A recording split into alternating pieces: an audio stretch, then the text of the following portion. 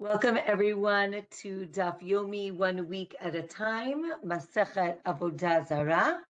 Today is our 5th class, and today we are going to be learning Daf 29 through 35. So we're going to be learning through yesterday's Daf, even though today is Thursday. We will do today's Daf next week.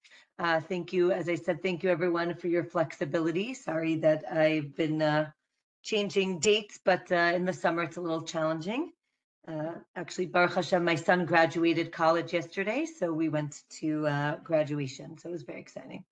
Okay, we are on Daf 29, and we're continuing with different remedies that the Gemara gives for different ailments. I'm not going to go through all of them or the details because I would say most of them are pretty outdated. But you can look at them. It was on Daf 28 and on Daf 29. The Gemara gives us some advice for if you're doing bloodletting. Again, not something we generally do these days, but if you do bloodletting, then you can eat. You can eat fish a day after the bloodletting, but the day of and 2 days after, it is not healthy to eat fish on those days after giving blood. I guess would be, a good analogy or something, right? Analogous. Okay, the Gemara talks about doing certain procedures on Shabbat, so you can fix the muscles of your heart on Shabbat. You mix some herbs with wine, and if the issue is with breathing, then you mix these herbs with water. And if it's a woman who's giving birth, you can mix it with beer. So different remedies. There are 6 things that can heal a person, and the Gemara lists these foods: cabbage, beets, small fish, the Gemara goes through a bunch of things. There are 10 things that bring illness back to a person. So roasted meat, roasted eggs, cheese, liver, these things are not good.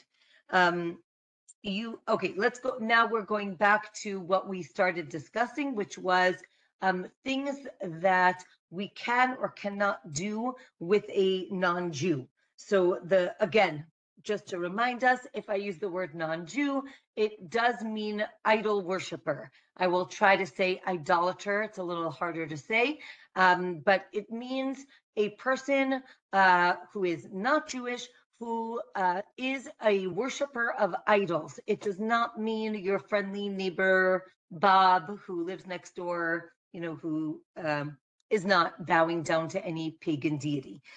So if I do say non-Jew, I do not mean regular non-Jew. I mean idol worshiping, pagan, no morals or ethics, kind of idolater. So you can get a haircut from this idolater, but you have to look in the mirror the whole time. Don't forget, in those days they were probably using razors, right? Think about men getting a shave. Could be very dangerous. So you always have to look. You have to look in the mirror to watch what's going on. A Jew who's cutting the hair of a non-Jew, you have to stop cutting when you get to the blurit. The blurit was an area. Either it's like a ponytail or it's in the front, this area that they didn't shave because of their idol worshiping. And therefore, you don't want to cut around it because that would be enhancing their pagan ritual. And therefore, because you can't contribute to it, you stop before you get near that area. So again, we said a mirror, the haircut can be done. A haircut can be done if it's, let's say, in a private area, because it makes the barber think that he's important. Or maybe you should get a haircut in the public domain so that so everyone can see what's going on and he's not going to kill you while you're in this chair. Okay, so here as an aside, the Gemara talks about Rav Malkiah and Rav Malkiyo. And again, don't forget, this is the oral Torah, so things are passed down. So the Gemara wanted to make sure you remember the difference between Rav Malkiah and Rav Malkiyo. So the Gemara tells us, which laws go according to which one. So that's here in the middle of Daf 29. Okay, we have the next Mishnah tells us there are things that are forbidden from non-Jews, and you're not allowed to have any benefit from them. Okay, so we'll see in a minute, because the next Mishnah is going to talk about things that are forbidden, let's say, to eat, but they are permitted for benefit. Here we're going to talk about things that are not permitted for benefit. In Hebrew, we say asur behana'ah. You're not allowed to get any benefit from these things, not only not drinking them. What are these things? Wine, and the the concern is that the idolater took the wine and poured out some of it as a libation for their idol. That makes this wine forbidden. It's called yain nesech. Nesech means like a libation. So this wine was used to worship an idol, and therefore it is not only forbidden to drink, it is forbidden to get any benefit from. Vinegar, because it's usually, when we say vinegar in the time of the Gemara or Mishnah, it usually means wine vinegar. So because it's wine, it's problematic. Pottery, we're going to see a lot about pottery today. Pottery, right? Earthenware is very porous. And they used to use it to store wine. Therefore, again, remember we said wine is forbidden. Therefore, pottery that stored wine is forbidden. Hides, which is like leather. So they used to also do this pagan ritual where they would cut a hole where, while the animal was still alive, they would cut a hole in the animal and pull out its heart. But the hide, right, would basically have a hole where the heart used to be. And therefore, you're not allowed to use that hide because it was used in a pagan ritual. Meat that was not yet used for an idol is okay. Afterwards, it is forbidden. If Jews go to an idolatrous temple, you cannot do business with those people. But if they're on their way out, then you can do business with them. The Gemara is going to explain all of this. Leather flasks and earthenware jugs of these idolaters, if a Jew put wine in them, the wine is forbidden. Or maybe it's forbidden to drink, but you can get benefit from that wine. Grape skins from an idolater is again forbidden to get any benefit from, or maybe it depends. If it's still wet, it's forbidden. If it's dry, it's okay.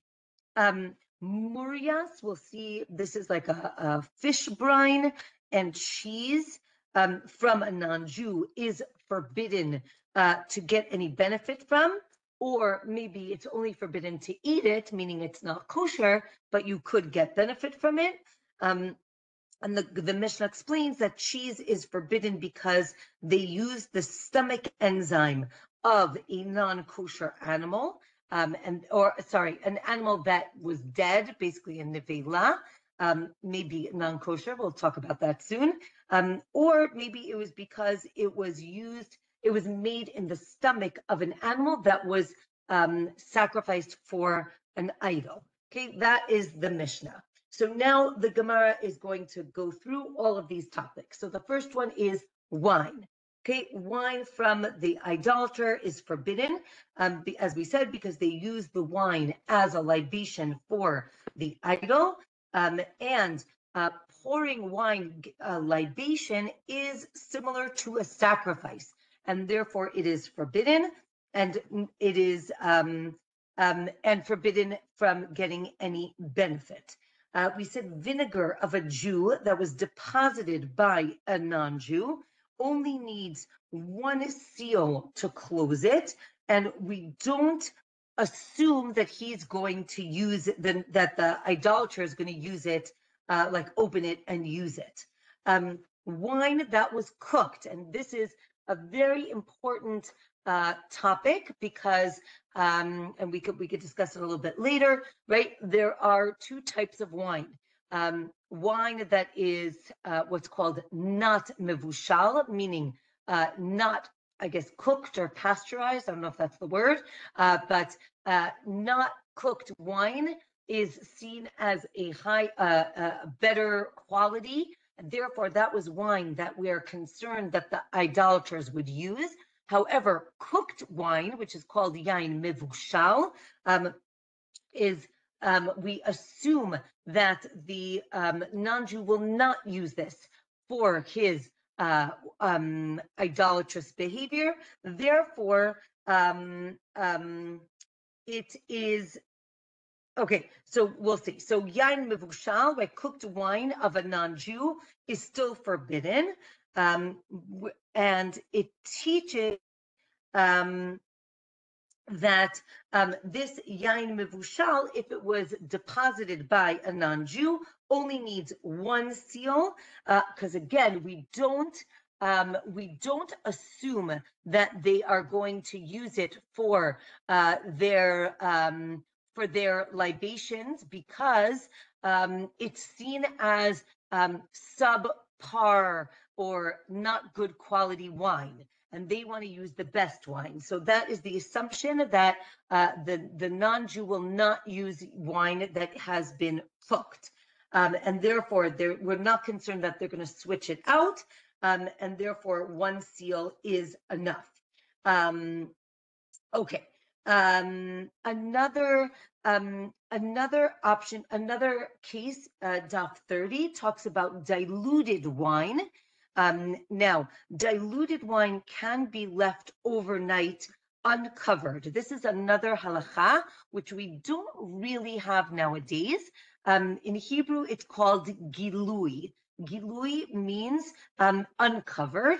And the concern was, this isn't so much a kashrut issue, rather it is an issue of safety. They were concerned for snakes.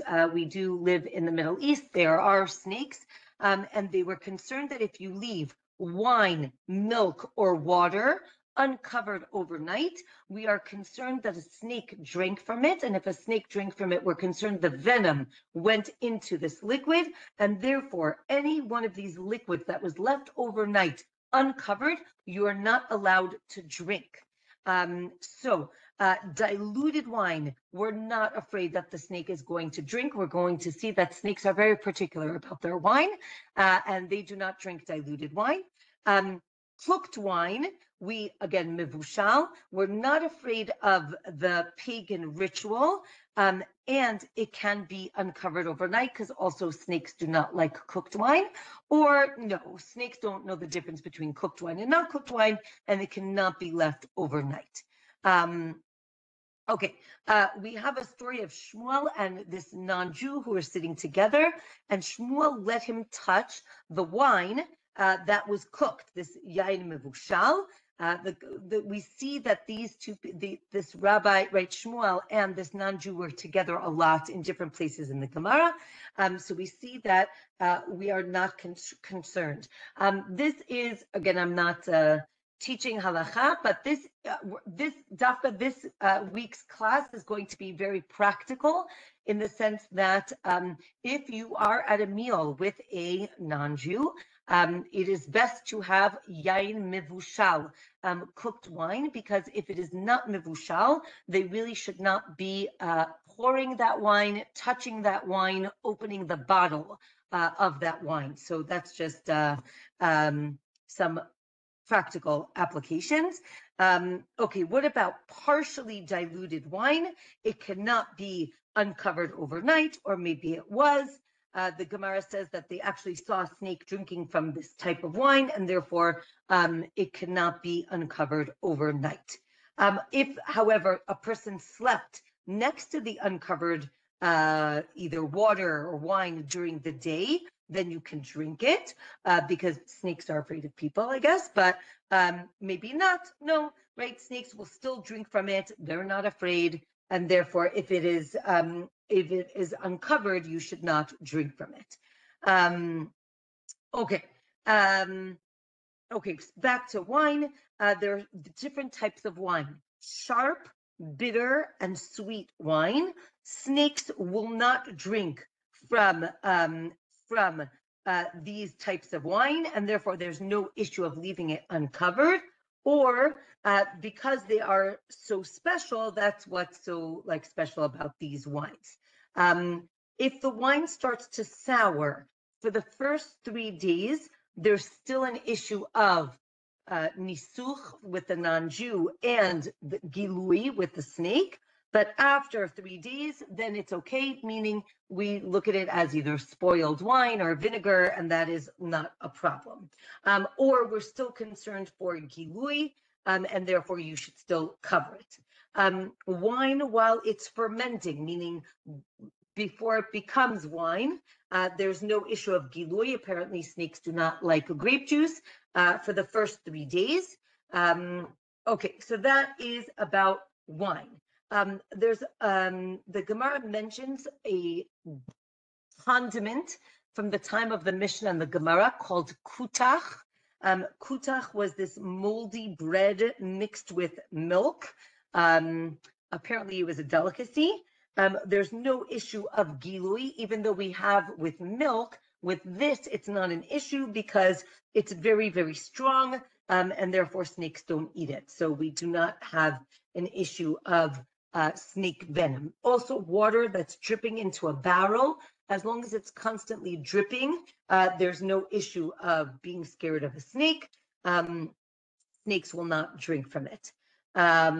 Okay, the Gemara says that you can eat grapes and figs at night when it's dark. You do not have to be concerned that maybe a snake ate from your fruit during the day, and you can just eat it.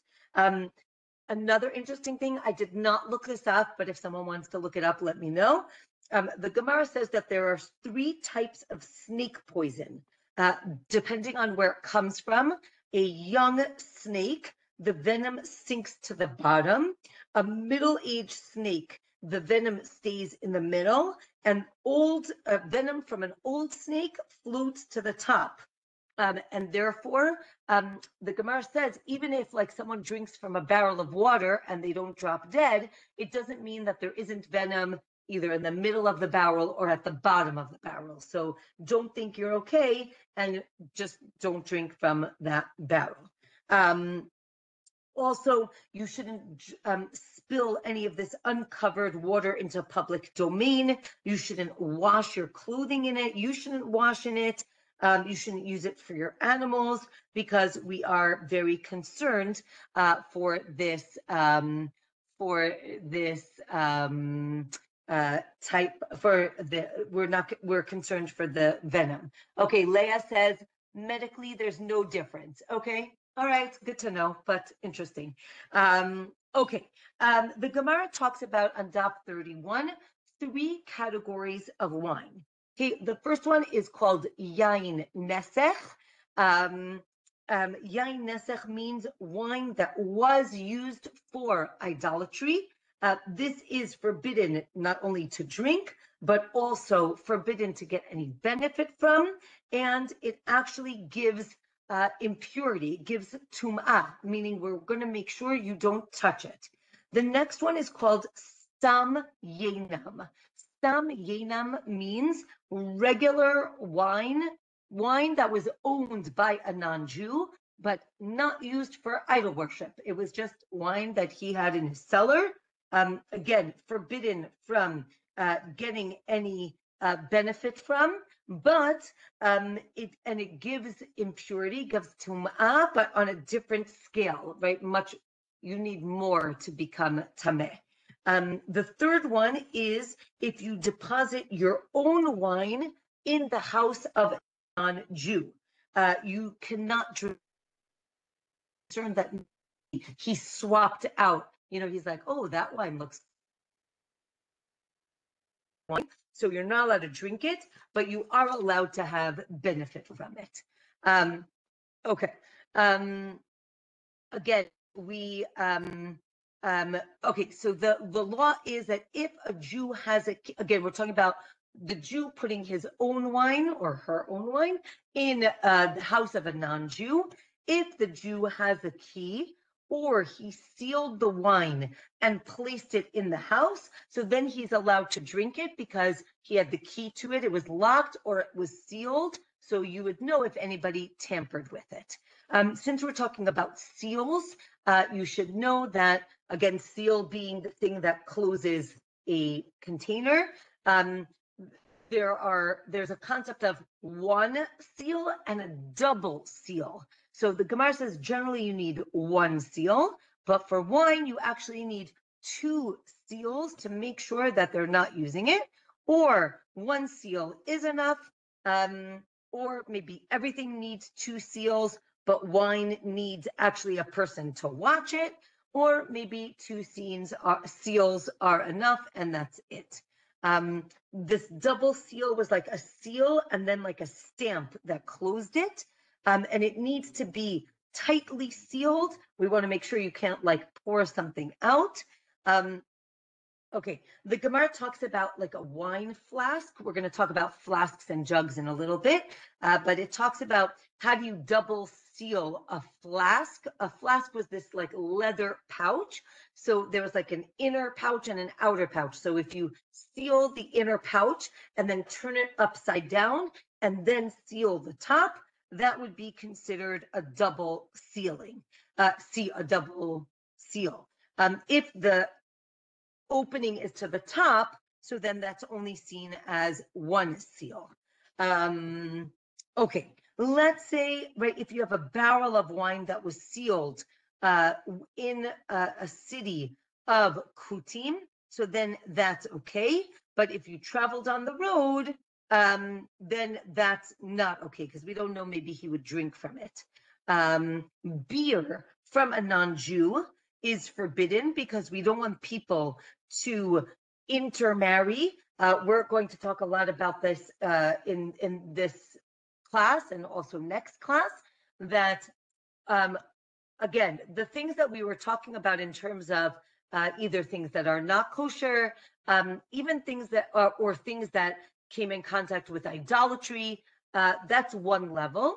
There's another level where the actual item is okay, maybe we'll call it kosher or not problematic, but the rabbis want to create distance between us and the idolaters, and therefore they made a decree that those things would be forbidden, because we don't want you to sit around in a bar and drinking with your idolatrous friends, because then you're going to want to marry their daughter, right? It's going to lead to intermarriage. And therefore we need to keep our distance. Or maybe the issue is because of gilui, right? They leave it uncovered. Okay, I'm not getting into the law, but really beer that is made by a non-Jew is generally okay. But I'm not paskening, as they say. You can consult your local Orthodox rabbi. Okay, so here the Gemara even says, right, the Jews were suspected of drinking wine of idolatry, and therefore the rabbis, right, wouldn't drink that wine, and he also wouldn't drink their beer, because again, he wanted to make sure that there is a separation. Daf 32, beer vinegar is forbidden because they used to mix wine sediment into it, right? So again, this is very important to recognize that just because something sounds like it wouldn't be problematic, many times it could be problematic, right? So if some people ask if, again, I'm not going to talk about law, but some people think about, right, oh, I can just eat in a, just get something vegetarian or vegan or something like that. But we do have to recognize that there are things that could be problematic. Let's say vinegar, like we just mentioned, wine, right? Wine vinegar. These things are problematic, and therefore we have to just be very careful. Okay, we mentioned pottery. So the Gemara talks about Hadrianic pottery and says that it is forbidden. Why? What would they do? Herod, right, the king, Herod's troops used to take this pottery and they would take very strong wine and put it into a new earthenware jug. Now, we'll see this throughout today. Earthenware that's new, that's never been used, is very porous, and things get absorbed into the walls of the utensil. So they would put this very strong wine into these jugs, and it would absorb all the wine. Then they would break the jug, and the soldiers would take these pieces of pottery, and then they'd go with them to, wherever they were going to battle. And then when they got there, they would soak this piece of pottery in water and basically have wine. I imagine it was diluted, but it still is very interesting in terms of, absorption. So this pottery is forbidden because it actually was filled with non-kosher wine. There's a machloket if you can use these pottery shards, let's say, for a different purpose, like to support your bed, right? To put something on. Because again, you're using the pottery and you don't care about the wine. So maybe it would be okay. Okay, now we're going to talk about what's called in Hebrew a nod. Nod is a leather wine flask. It was the way they would carry, right? Think about having like a camelback, like a like a water pouch. They would have a wine pouch. So this was made out of leather. So this leather wine flask of an idolater cannot be used in any way, right? It can't be used as the saddle for a donkey.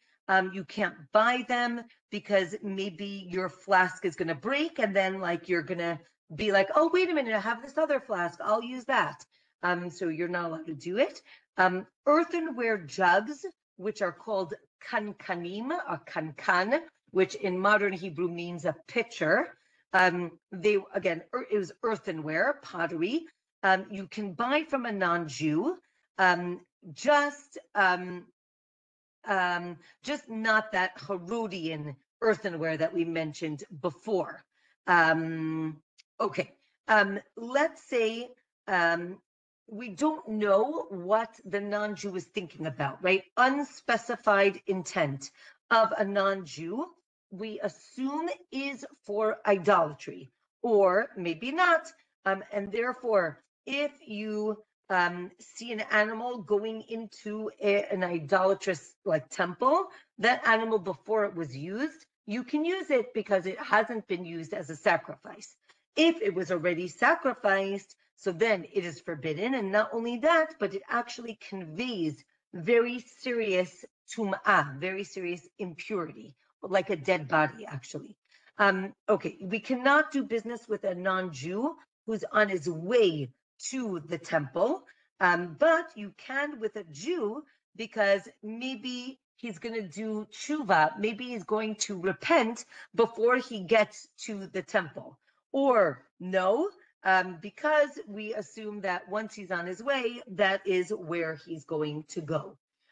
This non-Jew who's going to an idolatrous fair to do business, right? So think of it as like a flea market or some sort of market that was near or that was for idol worshiping or for the temple. You can do business with the non-Jew, but with a Jew on his way there, you can do business with him, but on his way back, you cannot, because we assume that the non-Jew is just going to sell shirts and hats and scarves. He's just going to do business. The Jew, we have to suspect, why is the Jew going to the non-Jewish fair? Why isn't he going to the Jewish market? It must be that he wants to sell an idol. And therefore, on his way, So the money that he has is the money that he has. So you can do business with him. But on his way back, the money that he has is actually money that he got from selling an idol, and therefore you cannot do business with him. Okay, Daf 33. Back to our flasks. Okay, so a new, smooth leather wine flask that was made by a non-Jew. You can use that because it's new. It hasn't been used, right? Because the wine hasn't been absorbed. If it's old or if it was lined with pitch, you cannot use it. And the way the Gemara explains it is they used to take these wine flasks and they used to pour like pitch into the flask to kind of coat the leather.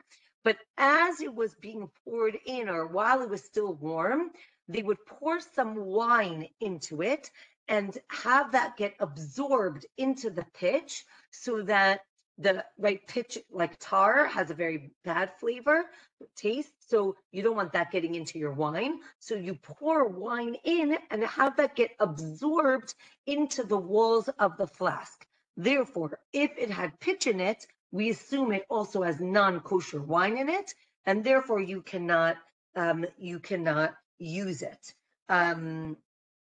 Okay. If you take a flask from the non-Jew, okay, so now the Gemara asks, how can we make it kosher, right? And these are going to be some laws of koshering things, of making something kosher, but again, not practical yet. Some things are. So let's say you want to take this flask from a non-Jew and use it. What do? You fill it with water and it has to soak for 24 hours. And you do that for 3 days, right? Spill it out, fill it up, wait 24 hours, spill it out, fill it up, wait for 24 hours. Now, this, I don't know if any of you remember. I remember like growing up, we used to do this, I don't use the word trick, this process with our glasses for Pesach. We would kosher our glasses, like in the bathtub. I remember like you'd fill it up with water, you wait a day, you spill it out, fill it up again. I've not done that in years, so I don't know if people still do it. We're going to talk about Pesach in a little bit. Now, the Gemara says that's only if the flask was originally used by a Jew. Which means that the walls had absorbed kosher wine, and now we're just trying to get out like the secondary kind of flavor or things that are there. But the first opinion is if it was the non-Jews, that's not a good way to it's not a good way to kosher it. Or yes, you can kosher even a non-kosher flask this way. Now, the Gemara says this is only for the flask, but not with an earthenware jug, because earthenware is different than leather. Or maybe you can even do it with the jug. Okay, now we're going to get back to this in a minute, but the Gemara talks about jugs now, right? So a new, smooth earthenware, right, pottery jug from a non-Jew, you can use it because it was never used. If it was old and it was lined, then you can not use it.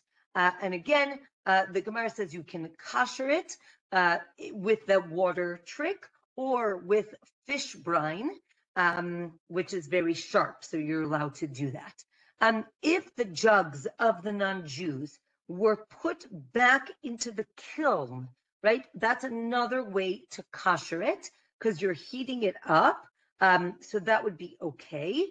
This is better than putting in brine or water, right? And one reason is because actually the pitch gets cracked or softened and is removed. Or even if it doesn't get removed, even if it just gets soft, that is enough to kosher this jug.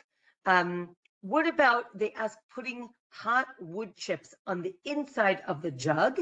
That is not enough heat, and therefore it is not okay. One would think that fire on the inside would be better, but the Gemara explains that fire on the outside that melts something on the inside is much hotter than just fire on the inside. So that's the reason. Now, there's a machloket if you can put beer in the jugs of the non-Jew.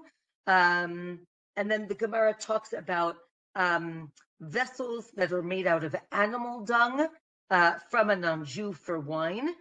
You can kosher them with this water process. Okay, since we're talking about different vessels, so the Gemara says that there were these vessels called clay neter, which were made out of alum, which was, I guess, earthenware, but it had some sort of mineral in it that was very absorptive, and therefore you can never kosher it.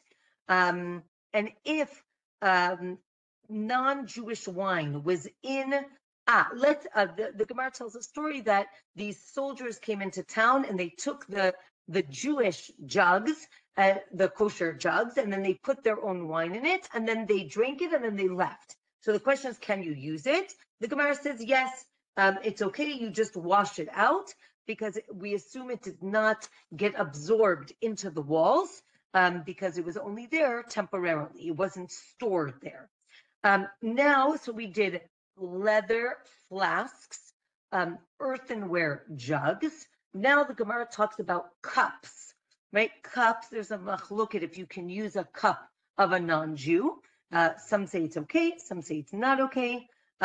Maybe there's a difference, right? If it was new and then used only once, everyone agrees that you cannot use it. And maybe also the second time, but the third time, you can use it. Okay, now the Gemara talks about glazes, right? So they would take pottery and then they would glaze it with different substances, different, I guess, like, right, minerals, or, right, it's glazes come in different colors. They're made up from different types of dirt, different types of components. So if these glazes were on a vessel, it prevents absorption. Therefore, the Gemara says that if they were black or white, it was permissible because they would not be absorptive. But green, again, it's mixed with this alum, is not okay. And if anything has cracks in it, it's also not okay because that would lead to absorption. Okay, now the Gemara asks on Daf 34, well, is this a way to kosher for Pesach, right? What about these glazed vessels? Can you kosher them for Pesach? Again, going from things that were used for bread to Pesach, things that are chametz, right? Chametz versus not chametz. So the Gemara says if it was white and black, you can see that they actually sweat on the outside, and therefore it means that they do absorb liquid, and therefore you cannot kosher them for Pesach. And then the Gemara says, but wait a minute, we talked about koshering these things. So the Gemara says, yes, there's a difference, right? If something was used for hot food, right? Plates, pots, pans, that is problematic because when you use heat, things become absorbed and they are harder to kosher. But a cup, which we mentioned before, because it's used for cold, you can kosher it, which is why I remember, right, my parents like koshering the glasses in the bathtub because glasses are used for cold, right? You just put in water, soda, whatever you're putting in, it's cold. It's not chicken with rice. And therefore it is easier to kosher. Okay, now Daf 34, we have Mar Ukva asks 3 questions and he didn't know the answers to them. One question was about jugs of these idolaters.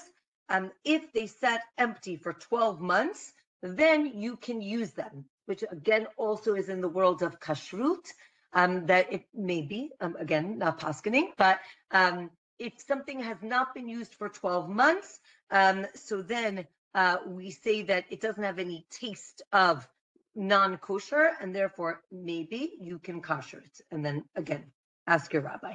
Okay, back to the things that we mentioned in our Mishnah.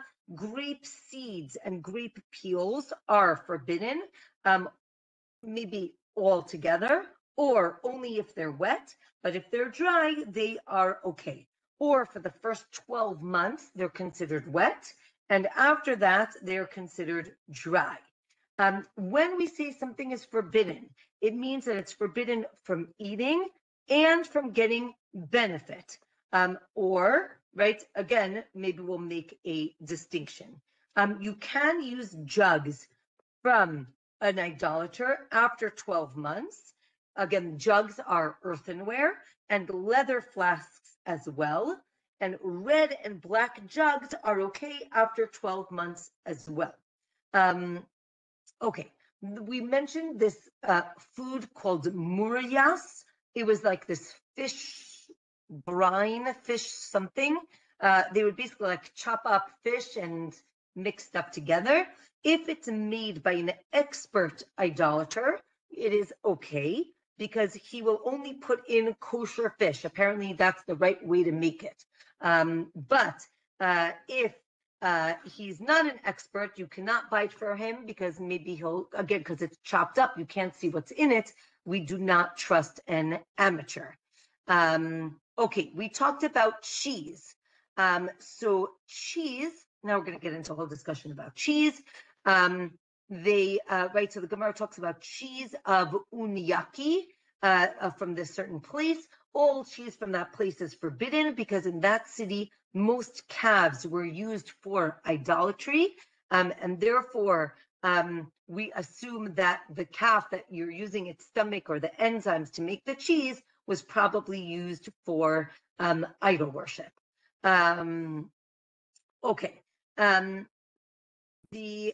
Since we're talking about other things used for idol worship, so the Gemara talks about the dung. Not of idol worship, other things that are forbidden to use. So if you remember, we talked about shor haniskal. This is an ox that killed a person, and its punishment is to get stoned. So it needs to get killed, and you're not allowed to get any benefit from this animal. So the Gemara asks, what about its dung? Can you use it? So the Gemara says, actually, yes, it's not considered part of the animal. However, a dung of an animal that was used for idolatry, you cannot use. Because, why is that? Because again, the dung is a representation of how much food it's eaten. And if the animal is going to the temple for idolatry, you want the animal to be fattened up. Therefore, you want it to eat a lot. Therefore, you care. And that's why it's forbidden. But the shor haniskal, you actually want it to be, smaller because you're losing out on money. And therefore, the dung is, you are allowed to use it. Okay. We said that the cheese of a non-Jew is not okay. The question is why? So one opinion is because it's made in the stomach of an animal that died, which is called a nevela, and you're not allowed to get any benefit from that animal.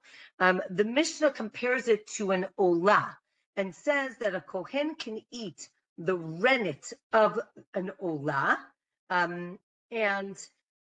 right, and that would be more stringent, and that's why this is also this is forbidden, right? And okay, right. So Daf 35 tells us, but when the Mishnah answers that it's made in the stomach, right? So one opinion is it's made in the stomach of an animal that died, which we're not allowed to get benefit from. Another reason is because it's made in the stomach of an animal that was used for idolatry. And again, that shows that the waste of something that was used for idolatry is also forbidden. Now, Rabbi Yoshua changed the subject when Rabbi Ishmael asked why cheese from a non-Jew is forbidden. And instead, he changes the subject and he asks him how to read a certain verse in Shir HaShirim, in the Song of Songs. The verse is Ki tovim dodaich or dodecha miyayin. And the question is, who's talking to who? Again, in Shira Shirim, we have right the dod and the ra'aya, the man and the woman. So who's talking to who? And we say that in Shira Shirim, it's a love song between God and the Jewish people. Right? God is the man, and the Jewish people are the women. So it's saying that we're telling Hashem, right, that the words of the rabbis are greater than the words of God, meaning the mitzvot of God.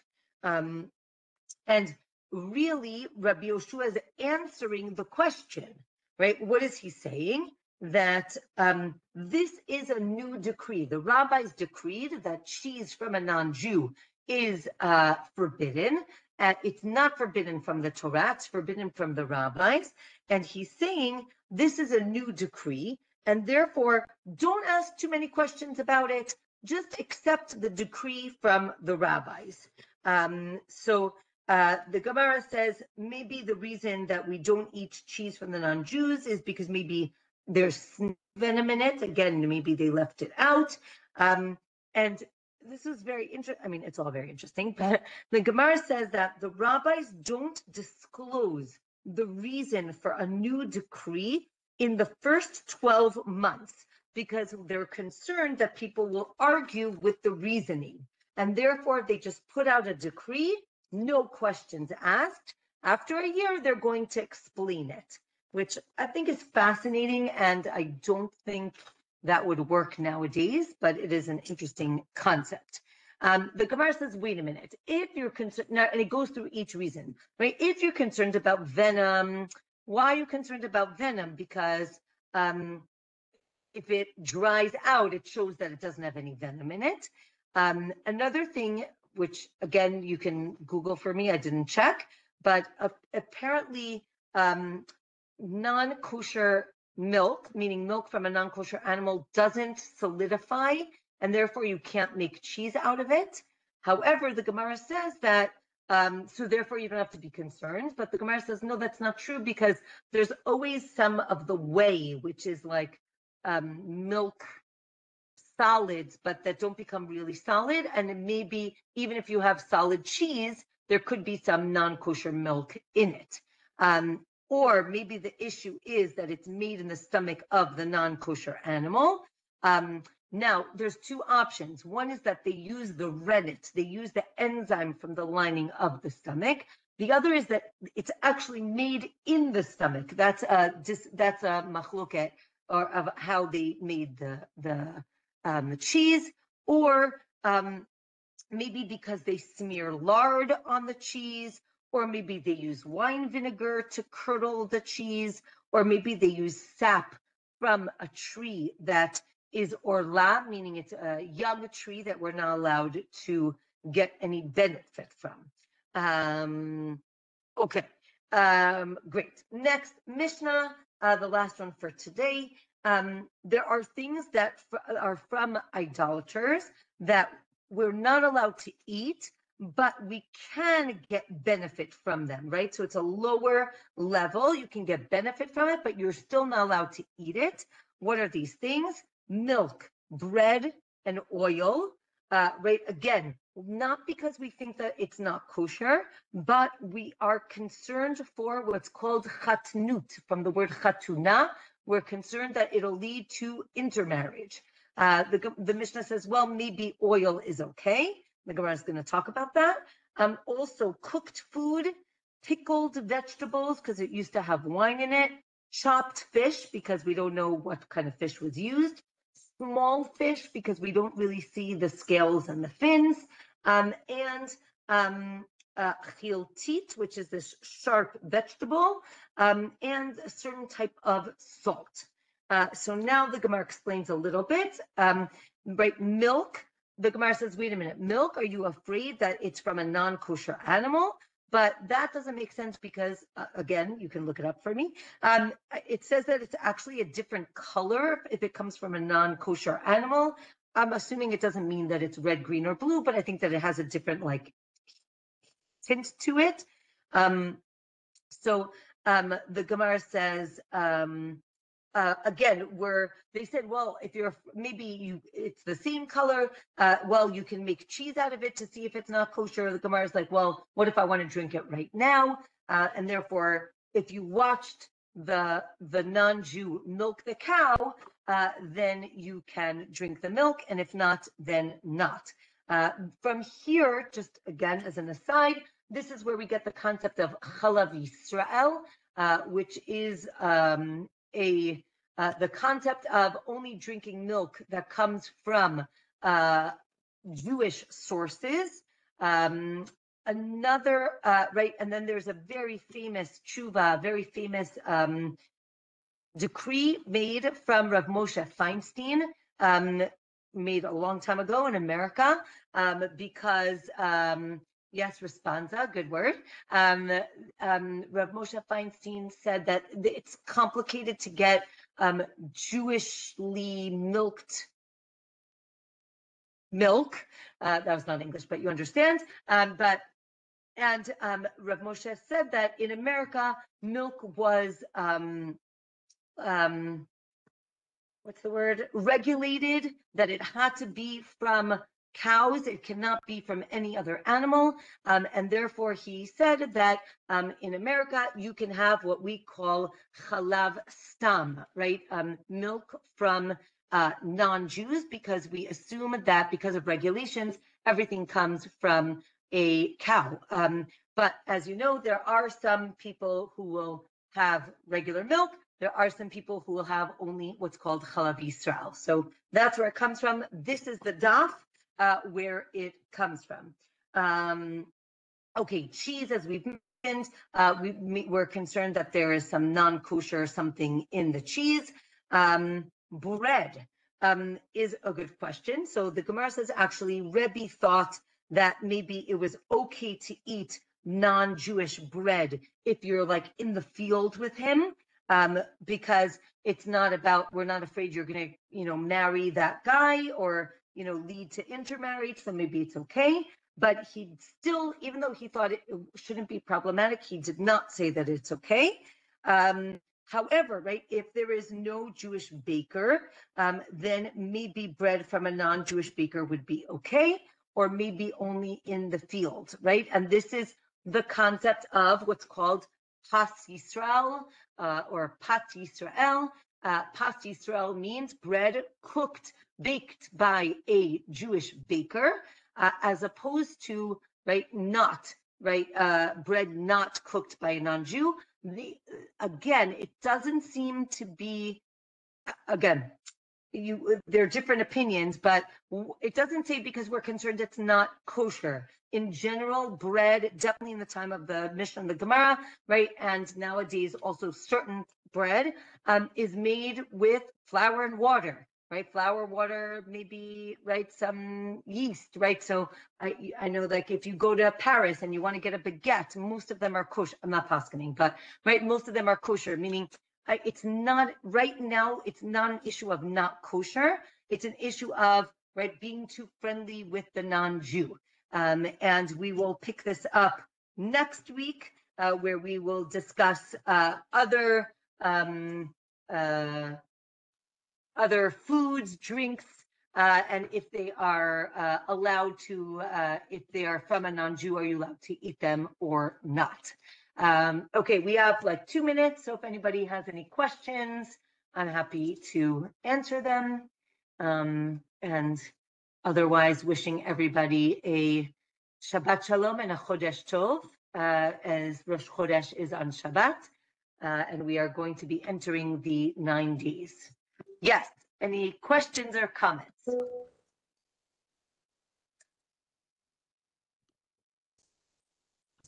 No, quiet.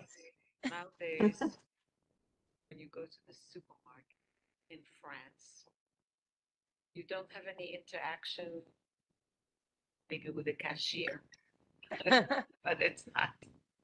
It's true, which is why, right, many rabbis will say as long as it's kosher, you can eat it. There are those who will only eat Pas Yisrael and only eat things baked by Jews. But correct, nowadays, if you're going into a supermarket, it generally does not lead to intermarriage. But You can even check out yourself. yes, you don't even have to talk to anybody, you're saying. Yes. Shabbat shalom, chodesh tov. Shabbat shalom, chodesh tov. Any other questions, comments? Okay. Thank you. It was fascinating. It was really interesting. Okay, thank you. Thank you for joining. Yes, Ilanit. Yes, and just thank you again. We're all so grateful that for whatever reason you had to move the class. You always try to get us in during the week if you can, and we just really appreciate that. Yes, I was saying that my son graduated college yesterday, so that was very exciting. Mazel tov. Yes, thank you, thank you. Yeah, I really try to keep our learning consistent, but definitely in the summer things are very A, spontaneous, and B, things are constantly moving. So I do try to keep it on Wednesday night, but sometimes things have to move. So Be'ezrat Hashem, I think next week is fine, and the week after is fine, but I think the week after that I have a wedding, so I'll keep you posted. I think if you look on the page on the website, it should be up to date, but I'll always send out an email. So thank you very much for your flexibility.